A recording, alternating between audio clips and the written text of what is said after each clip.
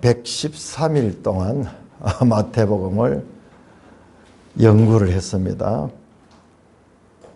아마 가장 그 한 책을 가지고 오랫동안 연구를 했는 것 같아요.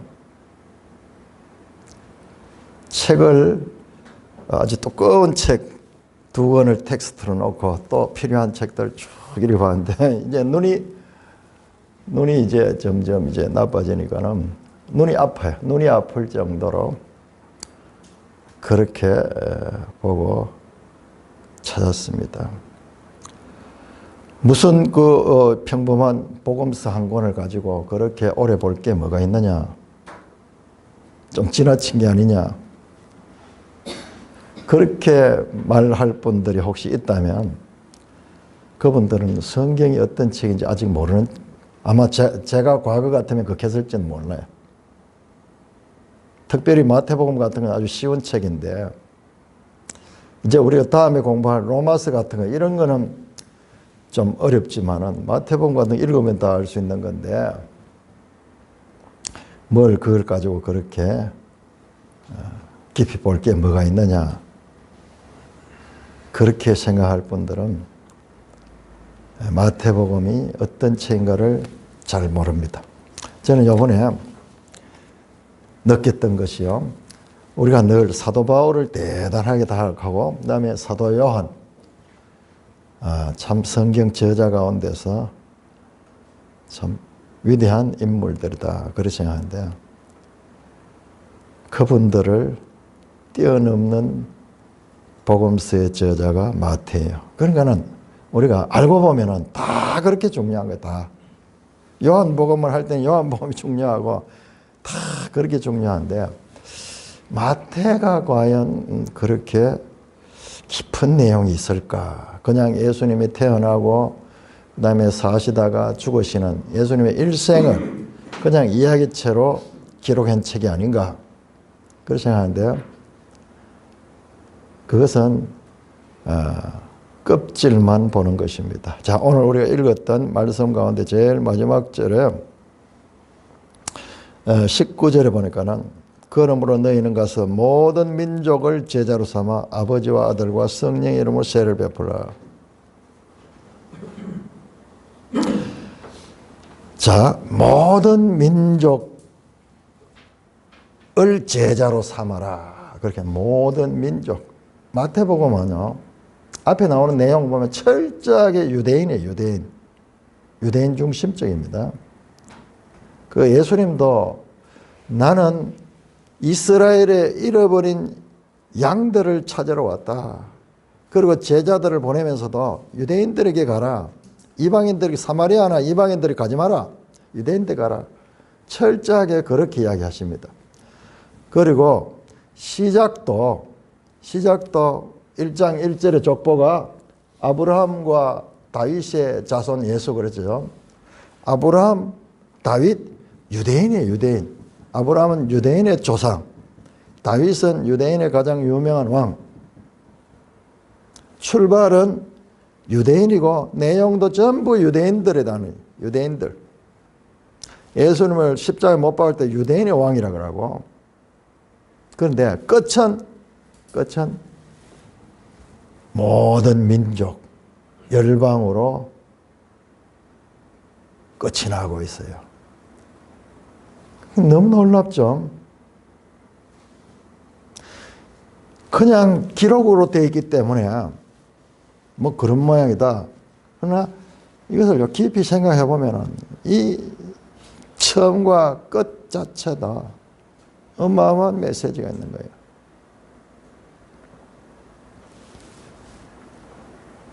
이스라엘에서, 먼저는 이스라엘, 그리고 궁극적으로는 이제 이방인에게로 나아가는,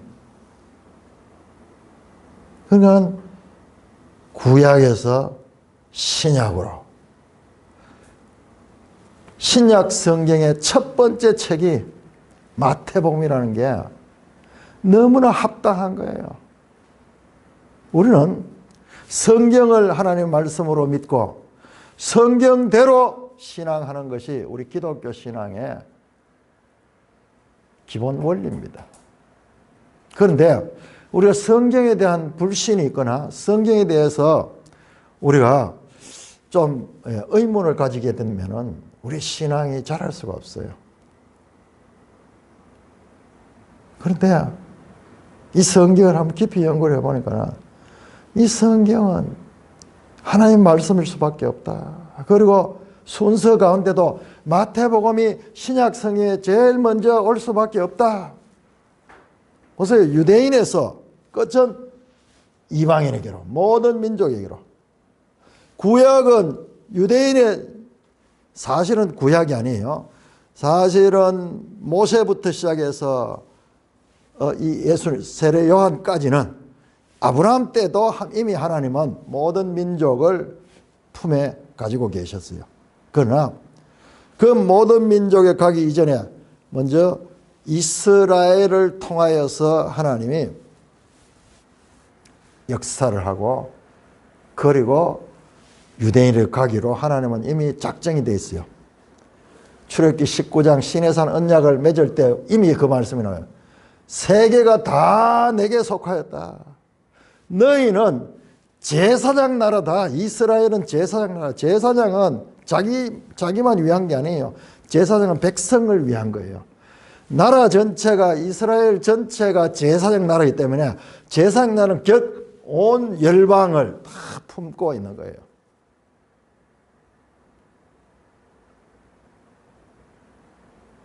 그 말씀이 그냥 기록으로 되어 있지만은 이것을 연결해서 보면 그렇게 끝이 나는 거예요. 구약과 신약. 유대인 중심에서 이제 모든 민족, 이방인에게로까지 연결되는 하나님의 구원의 경륜. 그것이 처음과 끝에서도 나타나는 거야. 그냥 읽으면 안 보여. 구속사적인 관점에서 보면 이게 보이는데 여러분 이게 하나님의 말씀이에요. 얼마나 놀라워요. 우리가 깨닫든지 못 깨닫든지 벌써 구조 자체가 그와 같은 구조를 가지고 있다. 눈물이 날 정도로 하나님의 말씀, 하나님이 아니고는 할 수 없는 그와 같은 스케일과 시야를 가지고 이 사건들이 펼쳐지고 있습니다. 여러분들 마태복음에는요 5개의 설교가 있습니다. 예수님의 5개의 설교.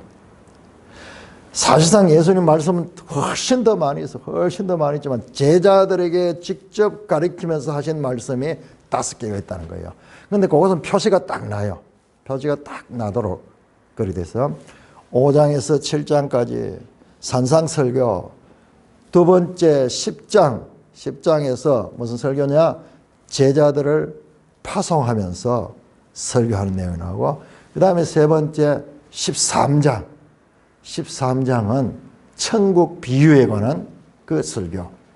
그 다음에 18장도 교회에 관한 거예요. 교회 안에서 형제 간의 관계를 어떻게 해야 될 것인가. 그 다음에 마지막이 24에서 25장 감람산 설교로 되어 있습니다. 우리가 미리 시작하기 전에 그런 이야기를 하면은 감이 안 올 거 아니에요. 우리가 한번 읽어봤기 때문에 한번 확인해 보겠습니다. 먼저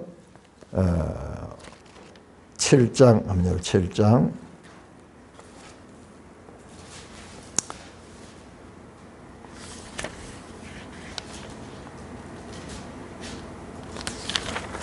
자, 5장부터 보시면요. 5장에서 7장까지가 산상설교거든요. 5장 1절 예수께서 물을 보시며 산에 올라가 앉으시니 제자들이 나온지라. 제자들에게 말씀하는 거예요. 입을 열어.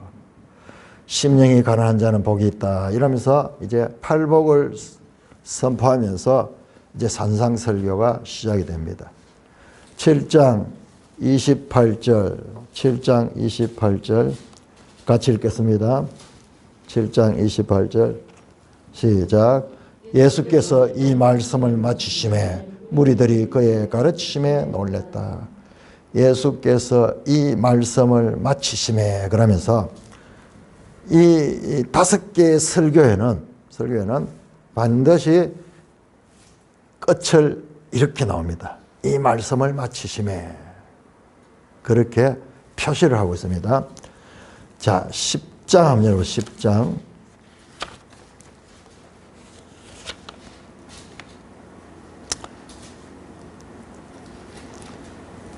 10장은 이제 12제자를 불러가지고 그 12제자를 보내면서 말씀합니다. 10장 5절에 예수께서 12를 보내시며 명하여 이르시되 그러면서 10장 전체가 12제자에 대해서 파송하면서 하시는 말씀입니다.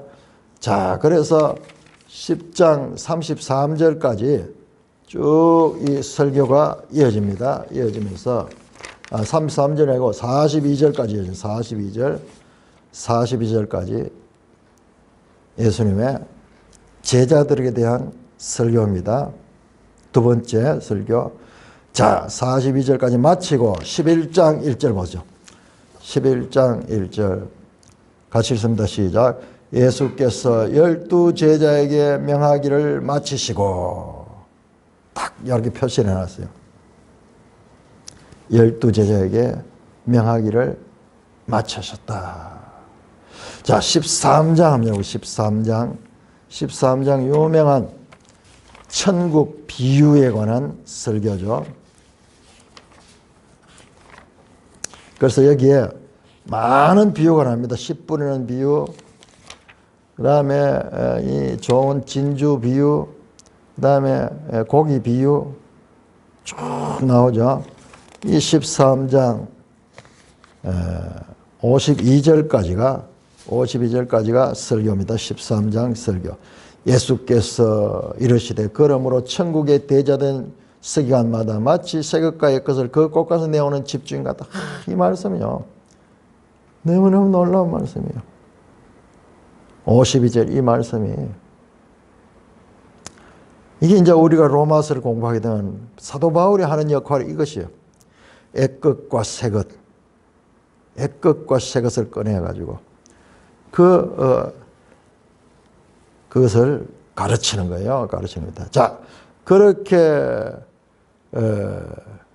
끝이 나니까는 53절 같이 읽으면 시작.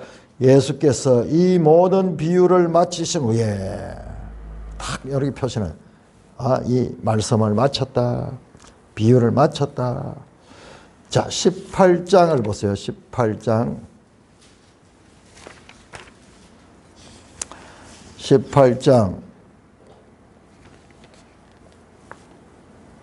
1절에 보면은 제자들이 예수께 나와 이르시되 천국에서 누가 큽니까? 그러니까 질문에 대한 답변을 쭉 하면서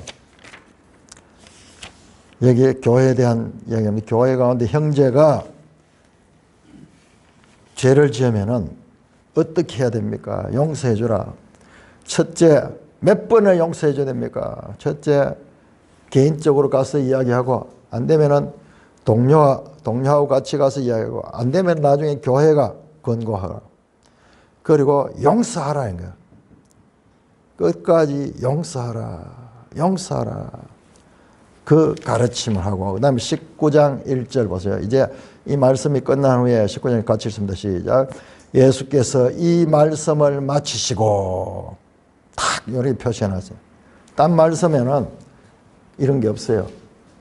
딱 요 5개의 설교예요. 자, 24장 보세요. 24장 1절부터 보면은 예루살렘 성전을 내려다보면서 제자들에게 하는 말씀이에요. 제자들이 3절에 보면 24산 예수께서 감람산 위에 앉으실 때 제자들이 조용히 와서 이르되 우리에게 일어서서 어느 때에 이르니까 그러면서 4절에 예수께서 대답하여 이르시되 그러면서 감람산 강화가 24장 25장까지 다 이어집니다. 25장까지 길게 거의 길이가 요한복음의 다락방 강화와 거의 길이 같아요. 다락방 강화는 3장이고 요 감람산 강화는 2장이지만은 절수로 시알리 보면 거의 똑같아요. 그러니까 예수님 마지막 이 땅에서 마지막 이게 아마 화요일이고 그다음에 다락방 강화는 목요일 날 하는데 그 마지막 주간에는 엄청난 메시지를 선포하셨습니다. 자, 이 25장까지가 감람산 강화 끝이 나는데 26장 1절 보세요. 26장 1절 같이 읽습니다. 시작. 예수께서 이 말씀을 다 마치시고 이렇게요. 이렇게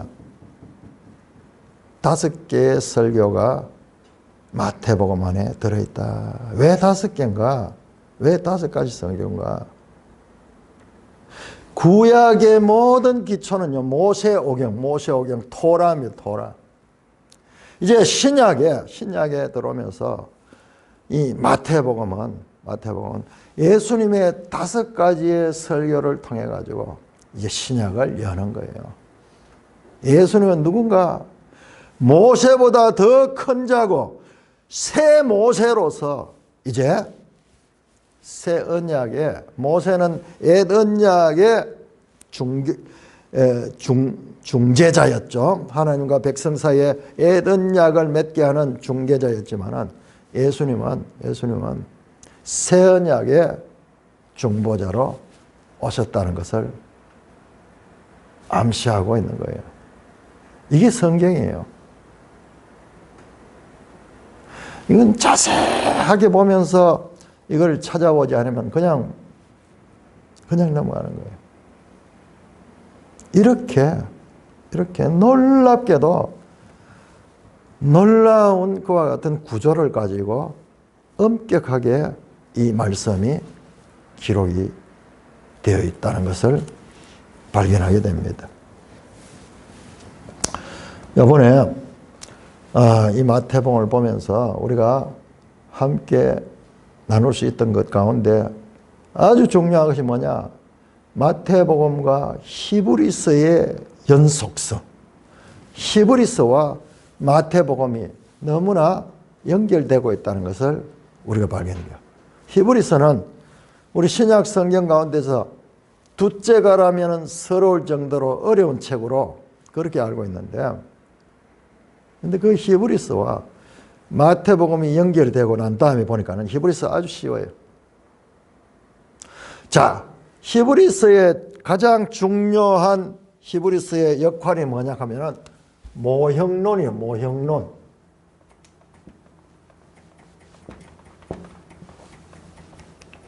구약과 신약의 관계를 모형과 실체의 관계로 히브리서 저자가 이야기를 하는데 그 이전에 먼저 마태복음에서 모형론을 말씀하고 있습니다. 그게 어디냐? 12장이에요. 마태복음 12장입니다.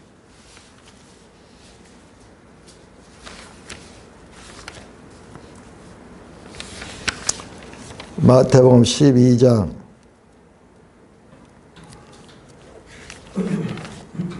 6절 12장 6절 같이 읽습니다. 시작. 내가 너에게 있노니 성전보다 더 큰 이가 여기 있느니라. 성전보다 더 큰 이. 이게 무슨 뜻이냐 그러면 성전보다 더 큰 이라고 하는 우리는 그냥 크기를 생각하는데 성전이 가지고 있는 의미가 궁극적으로 목적하는 것이 뭐냐 이런 뜻이에요.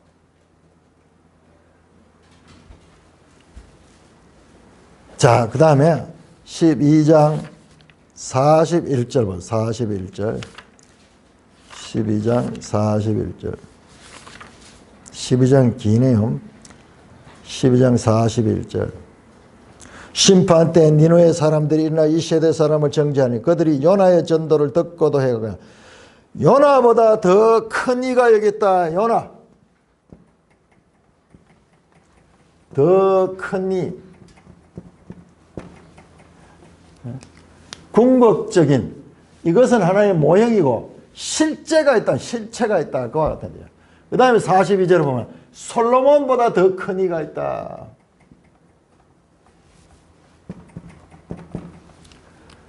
구약의 성전이 가리키는 궁극적인 목표, 구약의 성전이 가지는 실체가 바로 더 큰 이가 누구냐? 이게 예수님이에요. 예수. 요나보다 더 큰 이도 예수고 솔로몬보다 더 큰 이도 예수다.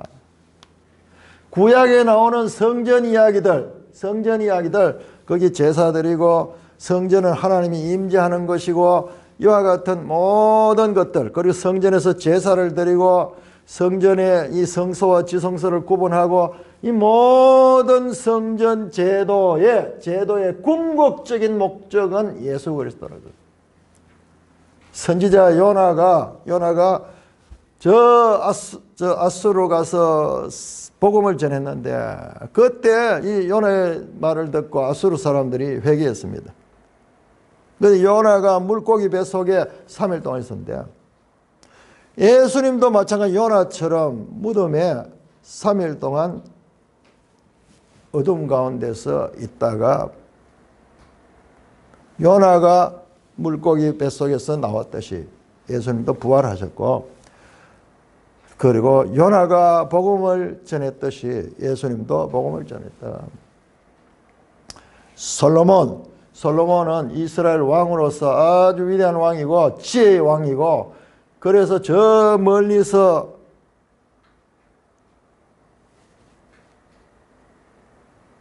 구스의 여왕이 솔로몬을 찾아올 정도로 지혜로운 자인데, 솔로몬보다도 정말 참 지혜가 되는 분이 예수 그리스도다. 자, 이거 보세요. 성전엔 제사장이 일합니다. 제사장. 요나는 선지자입니다.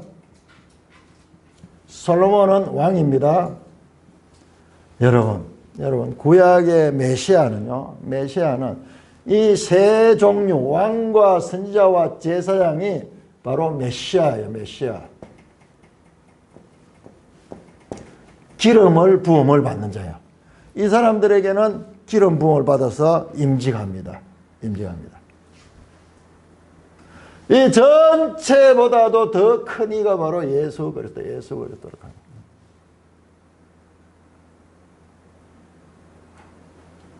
예수 그리스도는 제사장 역할, 선지자 역할, 왕적인 역할, 이 모든 것이 바로 메시아.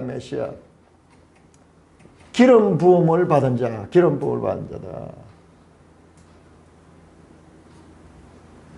구약의 성전 제도, 선지자 요나 같은 선지자, 솔로몬 같은 지혜자, 이들이 궁극적으로 가리키는 예수 그리스도다.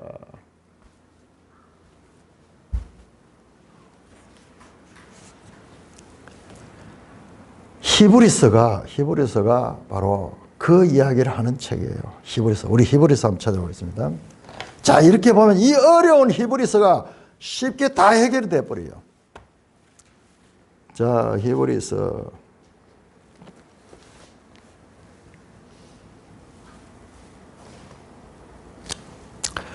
1장 4절. 그가 천사보다 훨씬 뛰어남은, 이게 더 큰 이하고 같은 의미예요. 더 훌륭하고 더 높은 자다, 그 말이에요. 천사보다 더 높은 자, 예수 그리스도를 가리킵니다. 예수 그리스도는 천사보다 훨씬 더 큰 자다. 3장 히브리서 전체가 그 이야기를 하고 있는 거예요. 3장 3절. 그는 모세보다 더욱 영광을 받은 것이다. 모세보다 더 큰 분, 모세보다도 더 위대하신 분. 모세는 집이라면은 그리스도는 집을 지은 분이다. 그렇게 설명합니다. 8장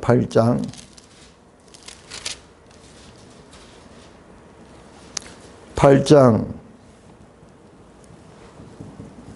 여기 모형론은 8장 5절에 그들이 섬기는 것은 하늘에 있는 것의 모형과 그림자라. 모세가 장막을 지으려 할 때 지시하심을 얻은 것 같으니 이르시되 삼가 모든 것을 산에서 내게 보이는 본을 따라 지어라. 모세를 통해서 성막을 짓게 했는데 그것들이 하늘에 있는 것의 모형이라. 근데 예수 그리스도는 누구냐? 8장 6절입니다. 8장 6절 같이 읽습니다. 시작. 그러나 이제 그는 더 아름다운 직분을 얻으셨으니 그는 더 좋은 약속으로 세우신 더 좋은 언약의 중보자다. 마태복음에는 더 크니 히브리서는 더 구체적으로 더 아름다운 직분, 더 좋은 언약의 더 좋은 약속, 더 좋은 언약의 중보자다.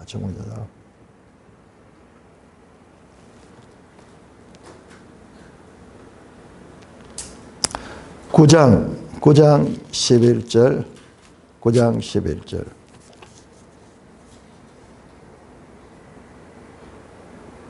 같이 읽습니다. 9장 11절 시작. 그리스도께서는 장래 좋은 일의 대제사장으로서 손으로 짓지 않은 것 곧 이 창조에 속하는 더 크고 온전한 장막이다. 23절 같이 읽습니다. 시작. 그러므로 하늘에 있는 것들의 모형은 이런 것들로 정결할 필요가 있었으나 하늘에 있는 그것들은 이런 것보다 더 좋은 제물로 할지다. 더 좋은 제물로. 예수 그리스도는 누군가? 예수 그리스도는 바로 더 좋은 구약이 가리키는 그것들보다 더 좋은 분이고 궁극적으로는 이분이 실체다. 실체. 그러니 구약 성경 전부 다가 바로 예수 그리스도를 가리키고 있다는 말씀입니다.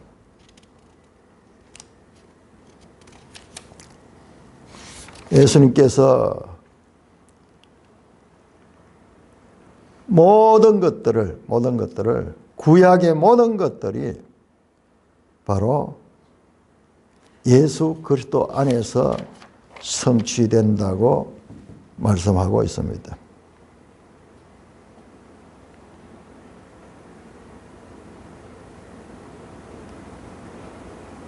(11장) 한번 볼까요? 마태복음 11장 13절.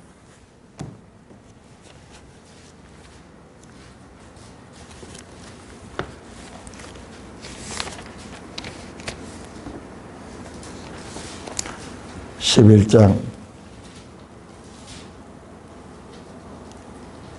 13절) 같이 읽습니다. 시작. 모든 선지자와 율법이 예언한 것은 요한까지니. 자, 모든 선지자와 율법은요, 구약 성경을 가리킵니다. 우리 율법 그러면요, 우리는 이런 생각이, 느낌이 이렇게 오잖아요. 율법 그러면은 뭐 하지 마라, 뭐 하라, 무슨 그 십계명 같은 그걸 생각하는데 그게 아니고, 율법 그러면은 모세 오경 전부 다예요. 예를 들어 창세기에 그 이야기들 있죠. 그런 이야기, 법만 있는 것이 아니고 창세기 이야기들 다 토라, 원어에는 율법이 토라라고. 토라. 모세 오경을 가요. 모세 오경. 그 토라에 나온 아브라함 이야기, 뭐 이삭 이야기, 야곱 이야기, 요셉 이야기, 그 다음에 출애굽 이야기, 그 안에 이제 법이 들어있죠. 가나안 정복 이야기. 자, 이 모든 것들, 그리고 선지자는 선지자의 말씀. 구약 성경, 모든 선지자와 율법과 구약 성경 전체가 가리키는 것은 요한까지고 궁극적으로 바로 예수 그리스도는 그 구약 성경을 다 성취하시는 분이다 라는 말씀입니다.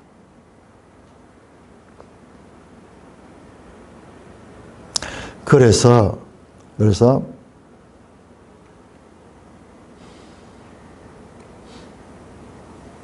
예수님은 누구냐? 바로 구약 성경이 말씀하던 그 메시아가 바로 예수 그리스도다. 자, 요한복음 5장 우리 한번 찾아볼까요?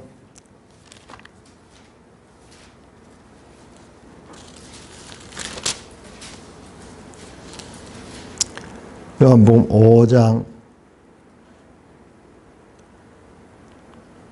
39절, 5장 39절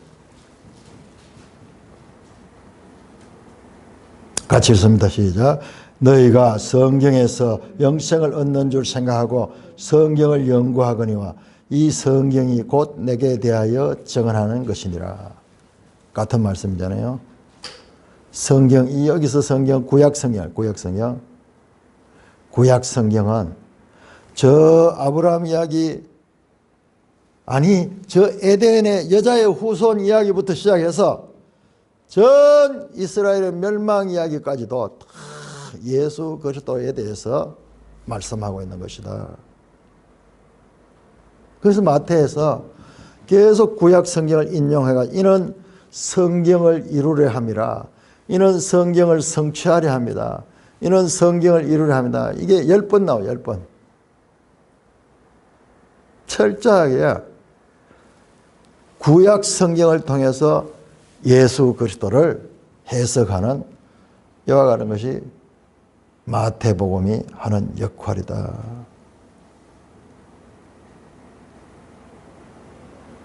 그래서 마치 어떤 성경신학자가 마태복음을 신약과 구약의 경첩 역할을 한다. 경첩. 우리 문에 저 경첩에서 열리면 이 경첩 때문에 열리고 닫히고 하는데, 저 마태복음이 바로 제일 앞에서 저 구약과 그리고 이어지는 신약들을 열고 닫는 경첩 역할을 한다. 아주 표현이 깊이 말씀을 묵상하고 나오는 표현인데 너무너무 실감이 나요. 저는 또한 이렇게 말하고 싶어요. 마치 비행기가 활주로에 착륙할 적에 갑자기 콱 앉아버리면은 그 승객들이 감당을 못해요. 그래서 연착륙하기 위해서는 서서히 고도를 낮춰가 왔다가 그 다음에 활주로에서 츠스스스 하면서 그렇게 안전하게 착륙하듯이 구약에서 신약으로 그렇게 연착륙시키는 역할을 한다. 그러니까는 너무 놀랍잖아요. 왜 마태복음이 신약 성경의 제일 앞에 있는가? 또 놀라운 것은요, 마태복음 1장 1절이 우리 그 예수 그리스도의 족보다 이렇게 시작이 되는데, 이 원어를 보면요, 족보, 게네시스라는 말이 먼저 나와요. 게네시스, 족보의 책이다. 그 나오는데, 이 게네시스가 바로 창세기 1장에 하나님이 창조하다 할 때 그 게네시스와 같은 단어예요. 같은 단어. 구약의 첫 책 창세기와 신약의 첫 책 첫절, 첫 장 첫절에 처음 시작되는 단어가 게네시스로 같이 일치되고 있는 거예요. 여러분 너무 놀랍지 않아요? 우리가 몰라서 그렇지 발견해보면요, 계속 그런 것들이 발견되는 거예요. 하나님의 말씀이 아니고서는 도저히 있을 수 없는 그와 같은 것들이 나타나고 있습니다. 근데 마태복음은 끝까지 성령에 대해서는 드러내놓고 말씀하지 않아요.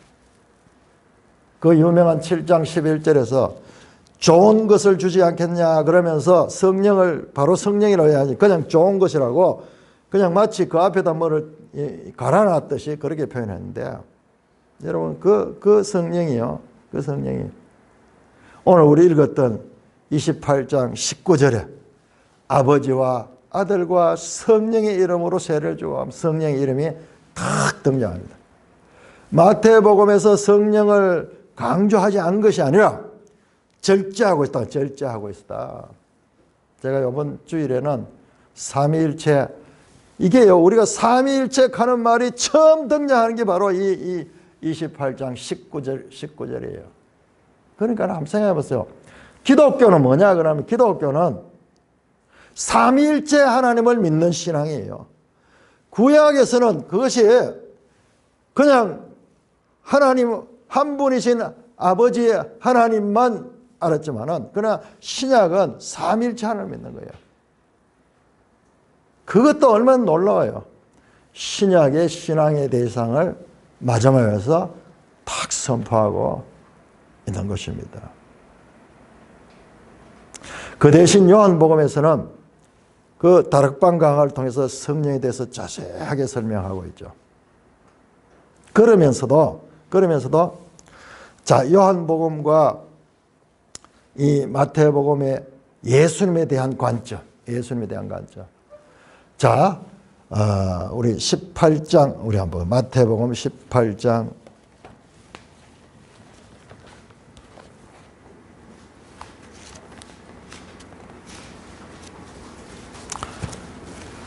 자, 18장도 아주 중요한데 이거를 우리가 중요하지 않게 많이 보고 있는데요. 왜냐 그러면 이게 교회 공동체예요. 지금 이 마태복음은 사실상 교회를 세우는 이야기예요. 지금부터 이제 교회 시대가 시작이 되잖아요. 그 준비를 하는 거예요. 그런데 구체적으로 교회에 대한 이야기가 이 18장에 나오는데 18장 20절 보세요. 20절 같이 읽습니다. 같이 시작. 두세 사람이 내 이름으로 모인 곳에 나도 그들 중에 있느니라. 자, 두세 사람이 예수 이름으로 모인 곳에요. 예수님께서 함께 하신, 여기 임마누엘 함께 하신다. 마태복음은 임마누엘 책입니다. 처음부터 끝까지 임마누엘. 하나님이 그 백성과 함께 하는 것. 그게 바로 뭐냐? 성전이 그렇잖아요. 성전이 뭐예요? 성전이 하나님이 여기에 임하는 계시는 곳이잖아요. 백성들과 함께 있는 곳이 성전이고 성막이었잖아요. 성전보다 더 큰 이가 예수 자체가 성전이에요. 성전. 그래서 함께 있는 거예요. 그런데 여기 시제를 보시면은 두세 사람이 내 이름으로 모인 곳에는 나도 그들 중에 있을 것이다. 있었느니라가 아니고 뭡니까? 있느니라. 좀 이상하죠? 두세 사람이 내 이름으로 모인 곳에 나도 그들 중에 있을 것이다. 있었다. 그것도 아니고 있느니라. 그들 중에 있느니라. 현재예요. 현재. 지금 있다는 거예요. 그런데 이 표현이 좀 이상하잖아요. 시제가. 앞으로 내가 이 두세 사람 모인 곳에 교회가 있을 때 그 교회 속에 내가 너희와 함께 할 것이다. 그게 아니고 있다 하는 있느니라. 이게 바로 요한복음에서 가장 많이 썼던 에고에임이에요.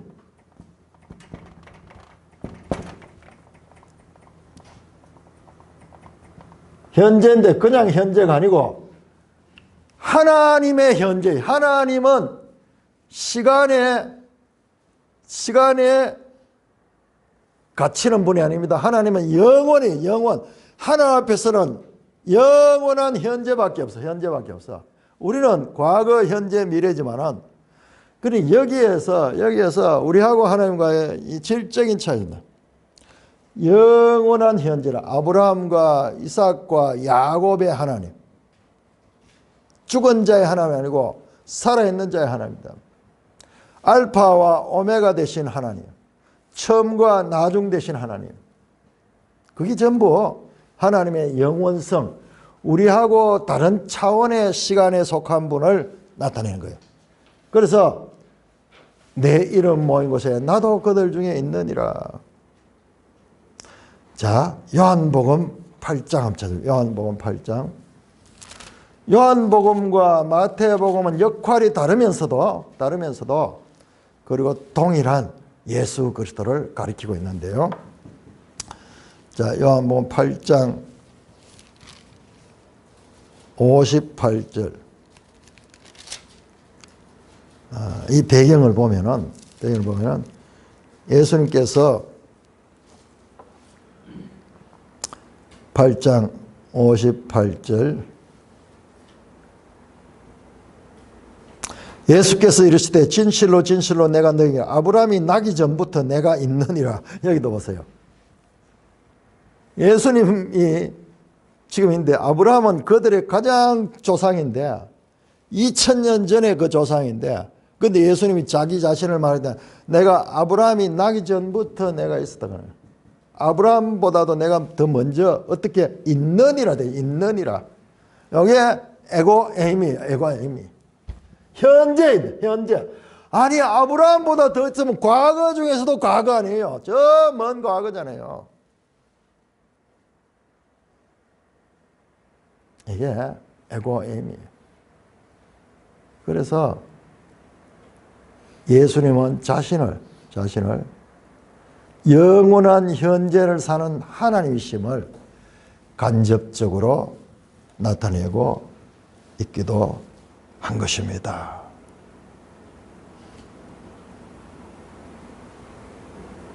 마태복음 그 위에도요 너무 세미한 내용들이 들어있고요.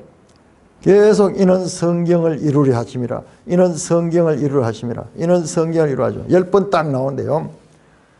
그와 같은 인용, 구체적인 말씀을 인용하는 것도 있지만 그렇지 않는 내용들도 다 구약과 연결되어 있는 내용. 마태복음은 신약과 구약을 연결시켜주는 마태복음만이 바로 이 자리에 와야 되는 복음서 가운데서 제일 앞자리에 와야 될 충분한 이유가 있다는 것을 이번에 알게 된 것입니다. 성경을 안다는 것은 기록된 말씀이기 때문에 우리가 누구든지 읽으면 다 알 수 있어요. 그렇게 믿을 수 있어요.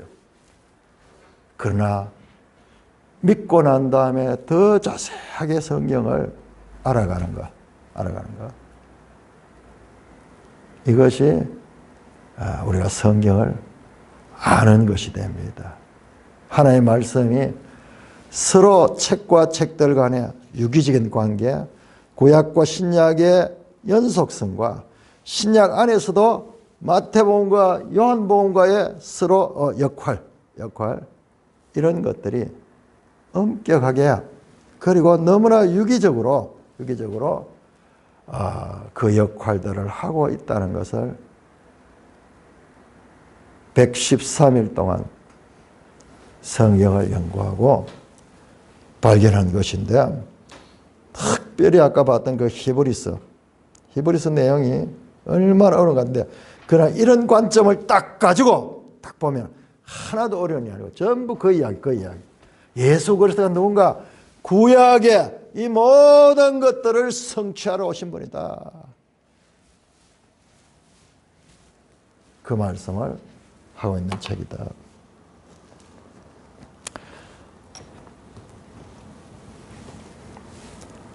오늘 혹시 나눌 말씀 있으면 나눠주시기 바랍니다.